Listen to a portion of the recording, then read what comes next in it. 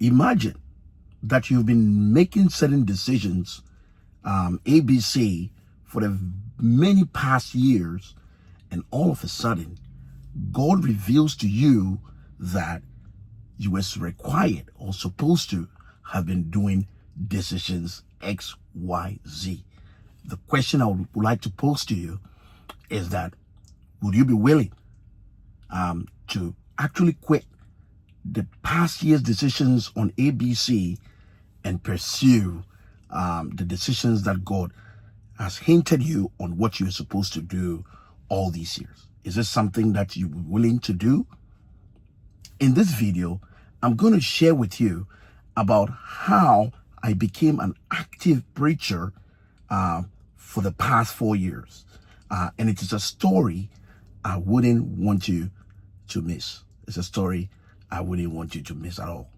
So I would like you to stick around so that I can take you on a journey concerning my life for the past 4 years, and probably to go into some past life that I used to live. I'd like you to stick around because my life story that I think you shouldn't miss will be life transforming. For those of you who are part of this family, which is the Jesus Saves Ministries channel or ministry, I'd like to welcome you once again. And if you haven't joined, I think that it will be great for you to actually join. For everyone getting in contact with this particular video, it will be very great to know a little bit about myself and how I became a preacher, because I know that God has sent me to you and to your homes to bring certain changes and certain transformation to. And I think it would be expedient, or it would be great that you get to know who I am, or who I am. I wouldn't want to be like the great Elijah in the Bible, I think in the book of 1 Kings chapter 17, where he just showed up. And till today, we cannot be able to tell, we can't be able to tell who his mother is and who his daddy is. Till today, we can't be able to tell. And I wouldn't want to be that particular person. So it would be great for me to be able to share with you a little bit about myself. If you're listening to me, 4 years ago, which is today, June 4, 2021, was a very turning point. It was a turning point in my life. I believe that there had been certain skirmishes or certain hints previously, but I was very stubborn, or maybe I didn't know that I refused the call. But I think that the turning point was on June 4, 2021, where I knew I had to do the work of God. Of course, even after June 4, 2021, it took me a while to come and accept that I actually came into this world to solely be a preacher and not to mix it with the other things that I used to do previously. And that is the reason why I think that this is a story that you shouldn't miss at all. So on that day, on 4th June 2021, I had a dream. And in this dream, I saw myself at a bus station. And at this bus station, I was preaching intensely with passion, as if I knew what I was preaching about. And I was preaching about the second coming of Jesus Christ. Yes, I know. But that was the dream I had. I was preaching with so much intensity to the point that people were walking around me at this bus stop, ignoring me. But there was only one person who was an old person, like a senior, sitting at this bus station and patiently listening intensely to whatever I was saying on that particular day. So at a point, this old man couldn't take it anymore. All he said was, "So are you guys not going to listen to this person and the things that he's talking about?" I walked up to him in a dream and put my right palm on his lips to tell him that he shouldn't worry. A day and time will come when the King of Kings will come out, appearing in the clouds, and the heavens will open like a scroll, and every eye will see him seated on his throne. And on that day, we will all know who is the boss. These were my words in the dream that I had on 4th June 2021. Then I woke up. When I woke up, I felt so much strain. It's like a group of people pushing me and driving me that this is the work that I'm required to do and that I have to do it. And doing it, it has to be to that day. I cannot procrastinate it. I cannot wait till the next day. I was feeling that particular push. But the interesting thing about this story is that I gave a phone call to a certain man of God in Ghana. Yes, a certain man of God in Ghana called Prophet Stephen. Prophet Stephen. When I called him, there's a backstory to why I had to call Prophet Stephen, but I'll be filling you in as I walk you through this story.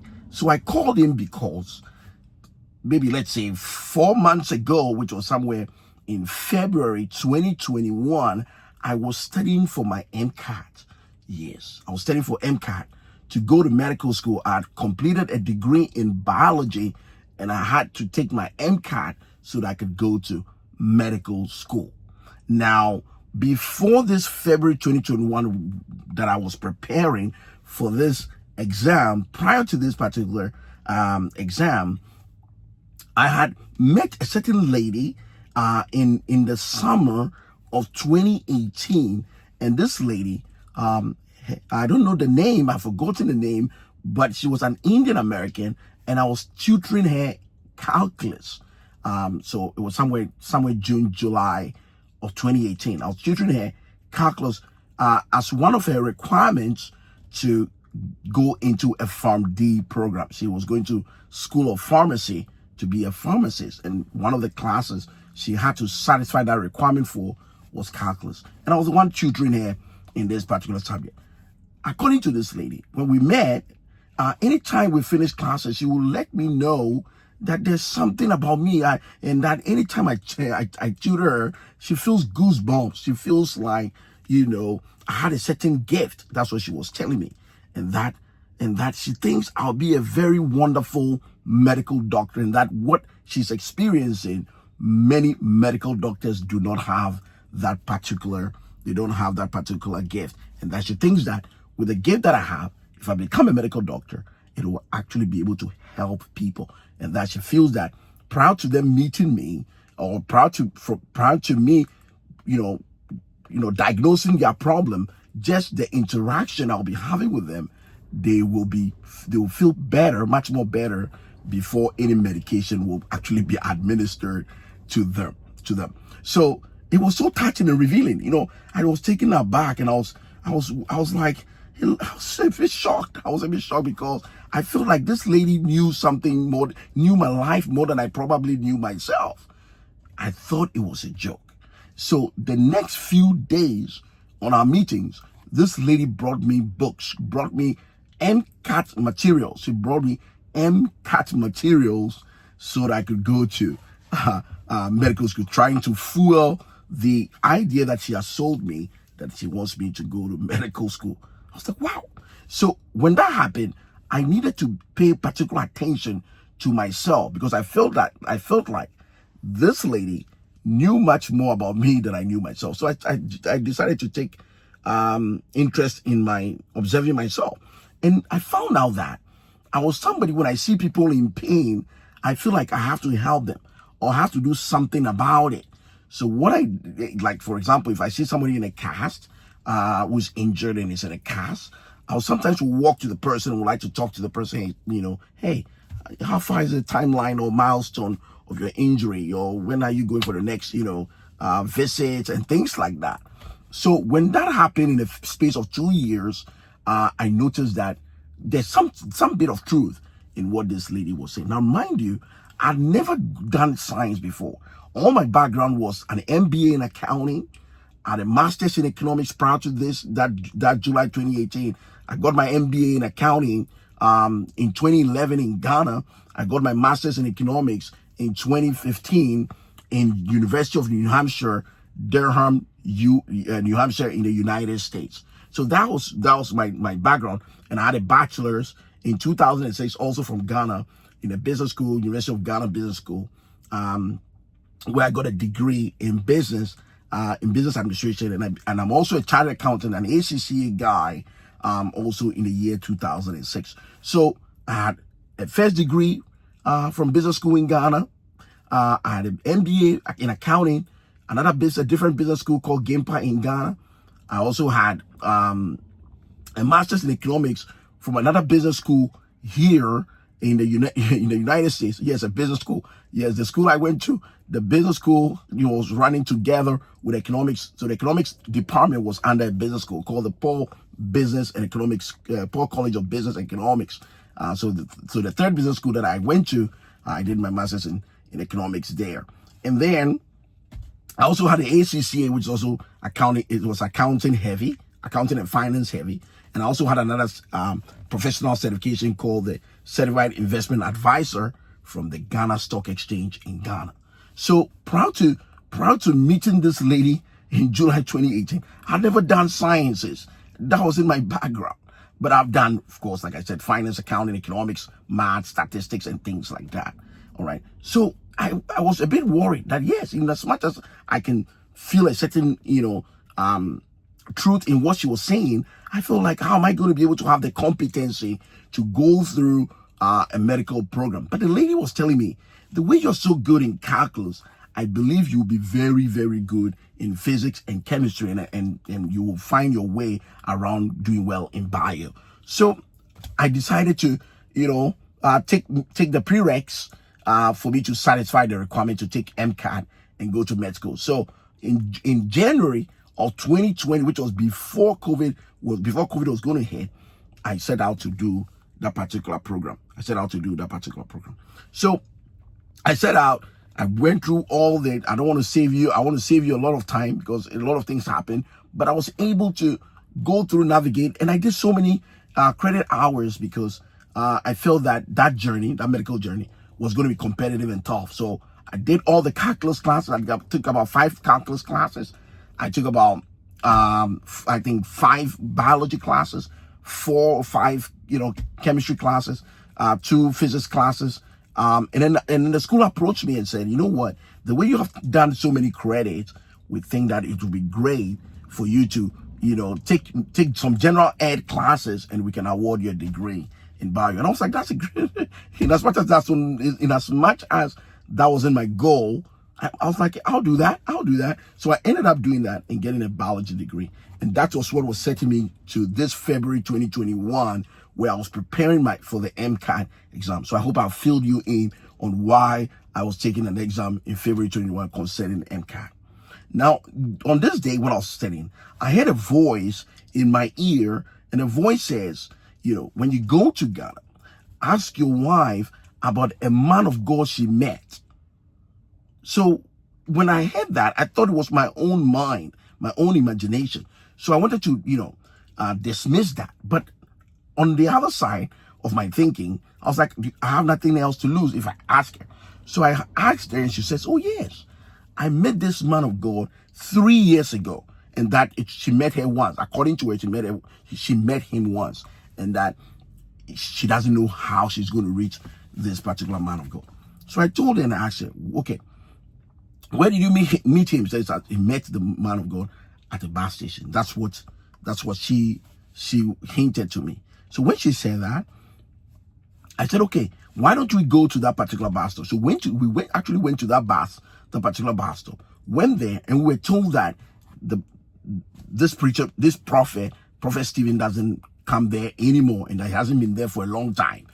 So we inquired of his number, and somebody happened to have his contact number. The moment I got that contact number, later that day, so this was fast forward in March, is when I met him. Later that day, I called the number, and the moment I called him, the first thing he mentioned to me on the phone was, who is Quote? Quote is my last name. My first name is Stanley. My middle name is Kwate or Nikwate, and then my last name is Quote. So he mentioned he mentioned my last name on the phone, and I was like, I responded on the phone that is me. And then he says he can see me holding a Bible and praying.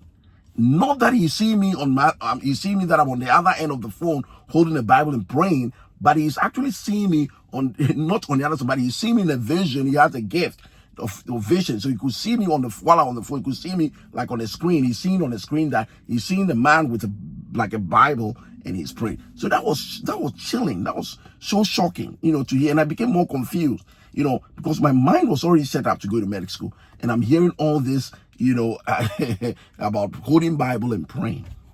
And then he says he wants to meet me immediately. And I was like, I also want to meet you immediately. So we arranged. He came to my house. When he came to my house, the first thing he said he saw he saw two angels standing behind me, and the angels were instructing him to tell me that I came into this world to become a preacher. I came into this world to be a preacher, and that I was born with it, and that all this schooling that I was doing, for me personally, I didn't come into this world to come and pursue that. I came into this world to come and do the work of God. So that was so touching. So imagine, that's why I started in the beginning, that imagine you've been doing decisions ABC for many, many years, and all of a sudden God reveals to you that you are rather required to do decisions X, Y, Z. And the question is, will you be willing, or will you obey, or will you be able to trust and obey the process of actually executing that particular call, or that particular shift or turn that you're supposed to make? Will you be willing to do that? That's why I started with that particular question. So it was hard for me to believe that. Then he told me that when I go back to America, this thing that he's telling me is actually going to begin. And that is what happened on June 4, 2021, when I saw myself preaching. And that is why when I woke up from the sleep, I actually had to call him and tell him what had happened. And then on the phone, he's like, you remember? I told you, I've never met you before, but I told you what I saw. And that's what you're supposed to do.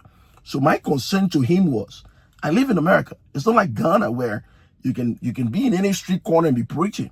Then he asked me a question. Which country brought Facebook, or which country invented Facebook? Which country invented YouTube? And I responded in the affirmative that it is the United States. Then he says, okay. So if the United States is the one who did that, then go ahead and begin to preach on those particular platforms. So that particular day, I recorded my first sermon on YouTube, but I wasn't so sure of myself in the process. So I decided to go on a journey. Of waiting, of waiting on God to be sure of what, I was the journey that I was about to embark on, because growing up in church, I was trained to know that the fact that you are very good in scriptures, or you're good with prayer, it doesn't mean you have to be a minister of God. That's the training that I had. So I wanted to make sure that this journey that I was about to embark on was actually legit and actually from God. So I decided to do that. And then in the process, on July the 3rd, 2021, which is sort of a very cardinal date in my life, I had a dream. And in this dream, it was basically like an offer letter that had been given to me, that welcome to the prophetic ministry. I don't want to give you all the details in that particular dream, but the summary of that particular vision was that, I had been called into the ministry of the prophetic ministry, and to actually do the work of God. So from that day, when I woke up from July 3rd, 2021, I had the confidence, I had the exuberance that when I was behind the camera and doing it, I knew that I had the backing of heaven. I had the backing of God's true angels, not angels that are conjured through, incense and candles and all manner of form, but rather the true angels that minister from God's throne, that come down here on this earth to be able to work with man, and to be able to bring liberation, and be able to bring what God's messages are to his people. So that is what actually happened to me on July the 3rd, 2021. And then after this particular thing, I thought I could still be pursuing medical school and doing the work. So I was actually preaching. I was doing what I was supposed to do, until one day, somewhere in December 2021, I had another, interesting thing where I heard a voice again tell me, you're very stubborn. When we talk to you, you don't want to listen. So I was confused that, I'm doing the work. So what again? I'm doing the work. But I came to find out through through chatting with Prophet Stephen again, I came to find out that I came into this world to solely do that, solely do the work of God, and not to mix it with any other thing. not to mix it with that. And at that point, I was like, God, you're not being fair. You have your children who are doctors and engineers that you allow them to do your work, and at the same time, do have their professions. So why do you want me to just, focus on just that? So it was something that was difficult for me to accept in the beginning on my timeline. So fast forward, let's say fast forward somewhere August 2022, fast forward, I had another experience where I heard a voice, and the voice says, okay, we will allow you to go to medical school to become the medical doctor that you really want to become, because according to you want to be in a position to help others. That's what you want to do. You want to help others. So we'll make you go there and be a medical doctor. But let me ask you a question. So the voice is talking to me that you want to ask me a question. Let's say I become a medical doctor. I become all that I want to become. And I have a patient in my office. I'm looking at the chart. I'm looking at the blood work and everything on the chart, all the vitals, and everything about this patient is fine. The patient is fine. The patient is okay. But the patient is sitting in front of me telling me that they are not okay and that they are suffering. They are in pain. What can I do about it in that moment? So at that moment, I realized that I could be a medical doctor, and it's not all cases that I can be in the position and the capacity to be able to liberate people from their pain or to solve people's problems. So it was that point, at that moment, that I decided to yield. I decided to yield and not to do any other thing else, and just to be able to commit my energies and my everything to the work of God. So beloved, this has been my story. This has been my journey ever since, and being, fixated on doing the work of God. I hope this story has touched your life. And if you have people around you would like to share with, I would like you to subscribe to our channel, and then share the link to as many people as you can, and then go through our channels for life transforming messages that can be able to bless you and your household. But before I go, I'd like to say a word of prayer together with you. Heavenly Father, I pray concerning all your children that have had the opportunity to come in contact with this video. I pray that the angels that come from your throne room, not any other fake angels, but your true angels, will go to the four corners of the world, go into their places, in their rooms, in their workplaces, in kitchen places, and every other place that they find themselves, to bring liberation. I pray that covering will come over them. I pray that the bad dreams that they've been having, I pray that all the struggling, all the difficulties they're going through, bring restoration, bring help. Let the angels that bring help, that are responsible for bringing help and bringing solace and bringing restoration, let them come and work on them. And Jesus, like you always do, you are able to show up in hell and hate and demand the keys of authority. And because of that, you can be able to go into evil meetings. You can be able to show up in occultic gatherings and be able to shut down the place and make a boomerang take place. Yes, let that be the portion of everyone coming in contact with this message, that we shall be able to escape accidents. We shall be able to escape sicknesses and will not die before our time. Because your word says in Psalm 118 verse 17, that we will not die, but we will live to declare the works of God. We are here to declare some works, and that is the reason why you want to keep us here safe, so that we can continue to be able to wage this war and be able to engage in this battle and be able to do your work. Your word says in the book of 2 Corinthians chapter 10 verse 3 to 5, you said in your word that even though we are walking in this flesh, we do not war in the flesh. Rather, the weapons of our warfare in this flesh that we are walking in, they are not carnal, they are not fleshy, but they are mighty through God to the pulling down of strongholds and casting down every form of imagination that tries to rise itself against the knowledge and obedience of our God. We come against them not by our strength, we come against them not by our authority, but by the authority that lies in your name. Your word says in the book of Philippians, chapter 2, verse 4, that we should look not every man into his own things, but rather the things of others, and that we should let this mind also be in you, which was also in Christ Jesus, who being in the form of God, he thought it not robbery to equate himself to God, but he rather with no reputation, he humbled himself and took upon himself the form of a servant and became like a man. He became like a man. then being a man, he was able to humble himself even unto death, to the obedience unto death on the cross. And therefore, God was able to exalt him highly, gave him a name, that the mention of this name that we are using to be able to overcome, to be able to overcome battles, at the mention of this name, Jesus Christ, every knee will bow and every tongue will confess that indeed you are Lord and Lord, you are the Lord of Lords and the King of Kings, and every tongue will confess that you are God, O Lord our God, to the glory of God our Father, in the name of Jesus Christ. Let this be our portion in the name of Jesus Christ. I thank you for all that are gathered here in Jesus' mighty name. Beloved, like as always, I'll come to you another time, but I would like you and I to be heaven focused, thirsting for righteousness, and being in prayer mode all the time. I'll come to you another time. Take care and bye.